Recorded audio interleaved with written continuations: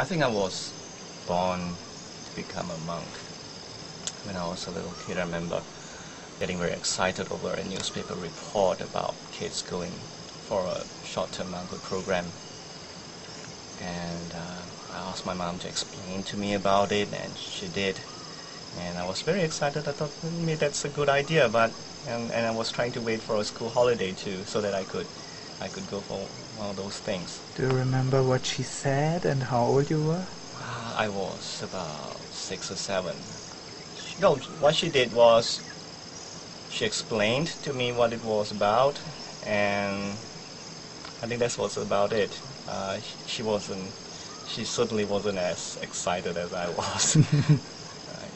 So, and I remember being very interested with the Buddha image as well. We had this Thai Buddha image at home, and I would study it, and I would look at how the Buddha was sitting, and I would try to sit in a way that he sat. So I was doing this cross-legged posture, and I was feeling really proud of being able to do that. But that was pretty much my involvement with Buddhism at that time. Except that when I went to this church, this Trinity Church, and I was getting a bit interested. I went there every Sunday, and my father got a bit worried about it, and he started to tell me, okay, maybe I'll send you all to the temple instead. And so he did, and we went there. But I wasn't too happy about it because it's mostly just chanting, Namo stuff, Mahayana style. So I wasn't too keen. It didn't really give me anything that satisfied me. At least in church, they talk a bit about this religious stuff, spiritual stuff. Although I wasn't very satisfied with those as well, but at least something is better than nothing. And on top of that, we get to play some games. So that was it for my earlier days, before I was 10. Let me see, not just before I was 10, it's up to about I was 11. And when I was 12, we shifted to my father's hometown, and there was almost nothing, almost no involvement with any religion or any spiritual practice. But when I was about 16 years old, I started to question myself about life. I mean, what life is all about. I mean, what I'm doing in school, studying, well, so that I can pass my exams. So what do I do after that? Well, I go to university and study more and pass more exams, so that I could get some certificate, and with that I come out and can get some job and work, get a house, get a car, get a wife, have some kids, pay for the house, pay for the car, and pay for the family. Well, I would say support the family, and later on have to pay for the kids' education as well. Make them study and pass exams. Then I grow old, and maybe they have their kids, and they make their kids study and pass exams as well. Then I have to take care of my grandchildren, and I grow old and I die. Well, that didn't seem like a good idea.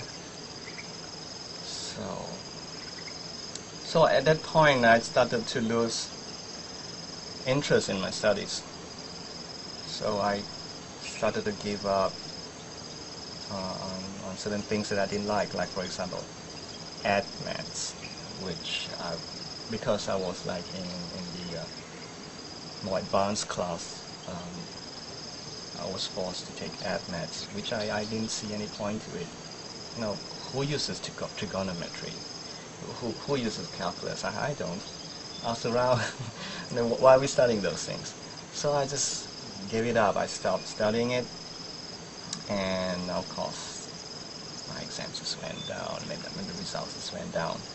Anything that I didn't feel like was important or I was interested in, I just gave it up. So there was a point when my school results were going down. But somehow I managed to go to university as well,